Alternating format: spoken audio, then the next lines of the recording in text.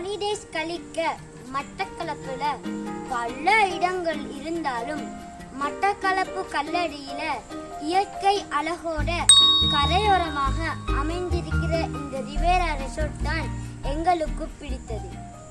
ஏனென்றால் என்ன போல கொழும்பு நகரப்புறங்கள்ல வாழ்ற குட்டிஸுக்கும் இயற்கையை ரசிச்சுட்டே ஹாலிடேஸை ஸ்பெண்ட் பண்ண ஏற்ற இடமாக இது இருக்கிறது. உங்களுக்கும் இந்த ரெசார்ட் பற்றி தெரியணுமா? வாங்க ஒரு சின்ன டோரண்டுக்குள்ள போகலாம்.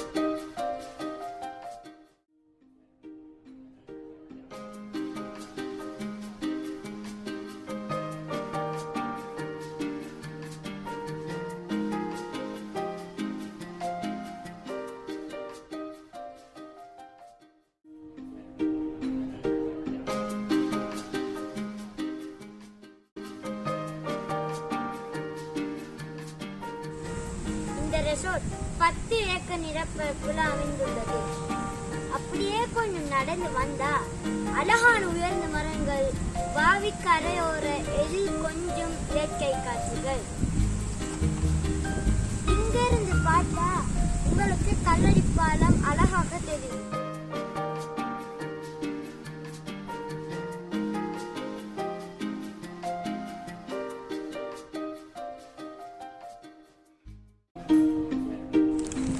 இதோ ஒரு ஊஞ்சல் கூட இருக்குது.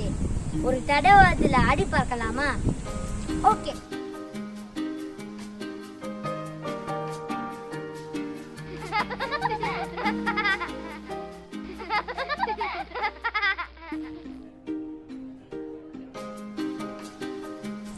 இங்க பாத்தீங்கன்னா ஒரு பழைய நங்கூரம் கூட இருக்குது. இந்த வாவியோட அலையை கண்டு கழிக்க இங்க சிறிய படகுகளும் ஃபெரி போட் சர்வீஸும் இங்க இருக்கு ஃப்ரெண்ட்ஸ்.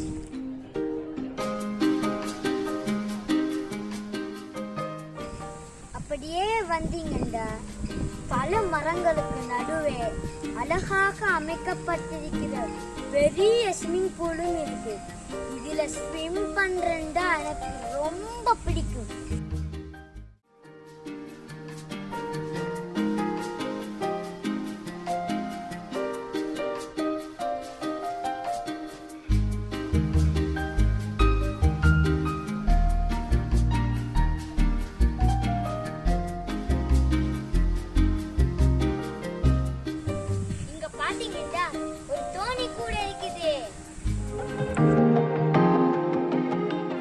அதோட இந்த ரிவேராக்குள்ளேயே அமைஞ்சிருக்கிற நம்மளுக்கெல்லாம் மிகவும் பிடித்த வித்தியாசமான விஷயம் ஒன்றை காட்டுறேன் வாங்க.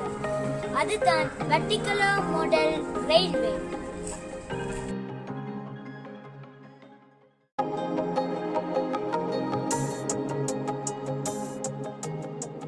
Hi uncle. ஹாய். இவங்க தான் தர்ஷன் அங்கிள். இதை கிரியேட் பண்ணது இந்த அங்கிள் தான்.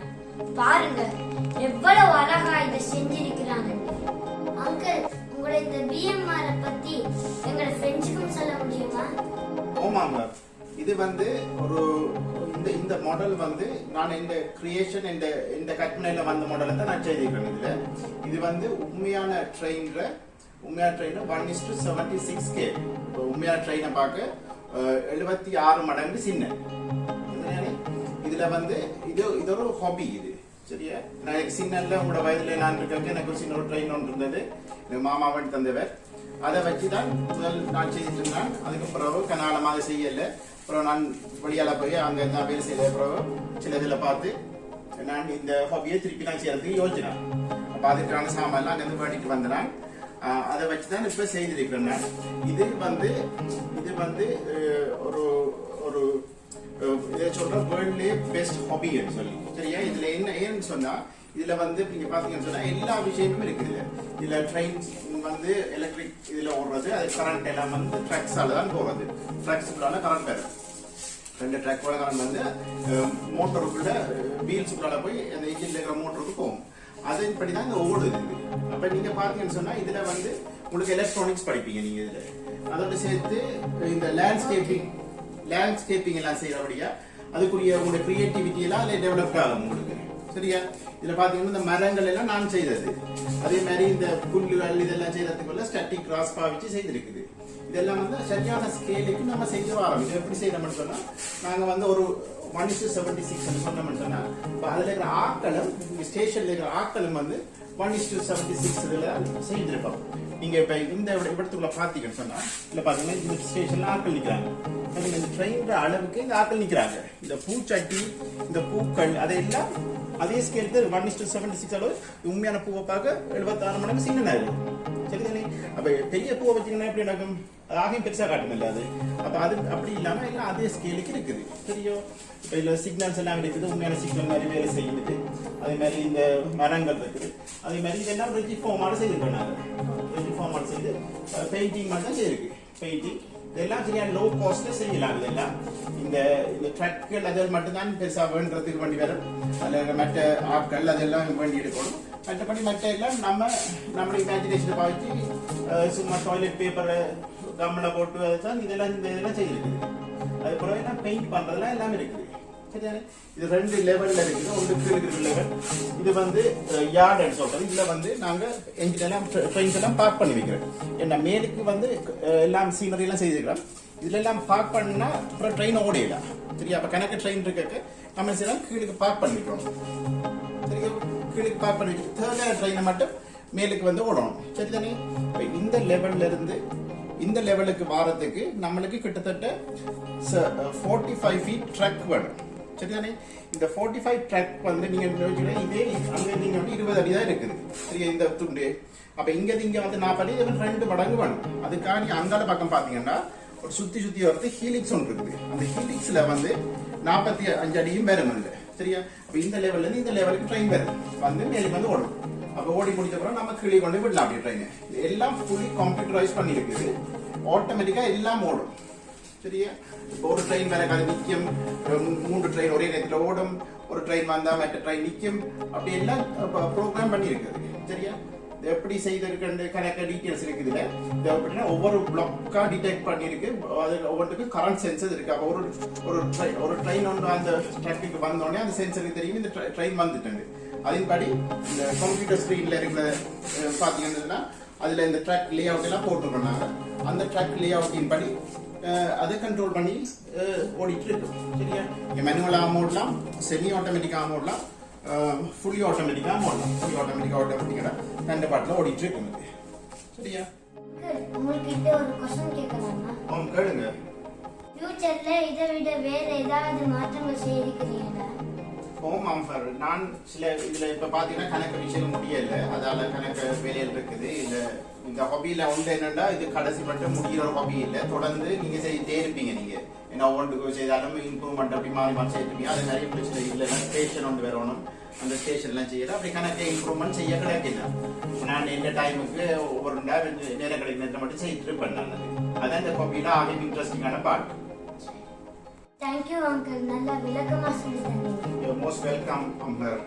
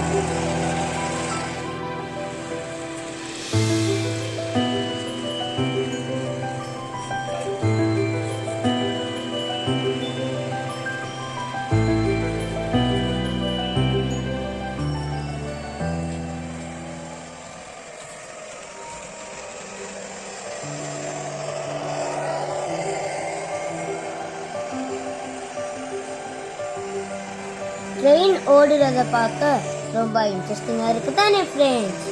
எனக்கும் அப்படித்தான். அது ஏன் தெரியுமா? இந்த தர்ஷன் அங்கிள் எல்லா இடத்தையும் நேச்சுரலாக செய்திருக்கிறாங்க. அதாவது bridge, mountain, tunnel, trees, containers, building and எல்லாமே பார்க்க ரியலாக இருக்கு தானே ஃப்ரெண்ட்ஸ்?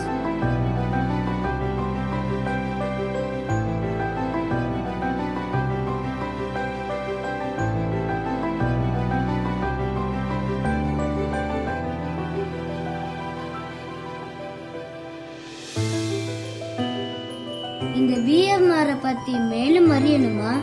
இதற்கான பேஜ் லிங்க் டிஸ்கிரிப்ஷன்ல கொடுத்திருக்கிறேன், போய் பாருங்க ஃப்ரெண்ட்ஸ்.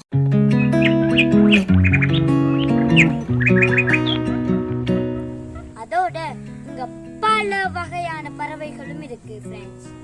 அதாவது தாரா, கினிக்கோழி, வான்கோழி, வாத்து, சேவல், கோழி, மயில், லவ் பேர்ட்ஸ் போன்ற பறவைகளும் இருக்கு. வாங்க அவங்கள கொஞ்சம் பார்த்துட்டு வரலாம்.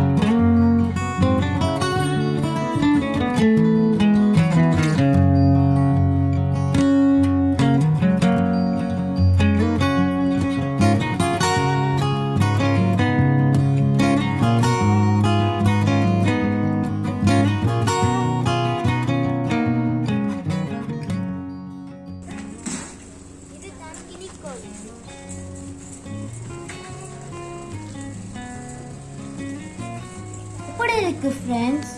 ஒரு மினி ஜூக்குள்ள போயிட்டு வந்த மாதிரி இருக்கு.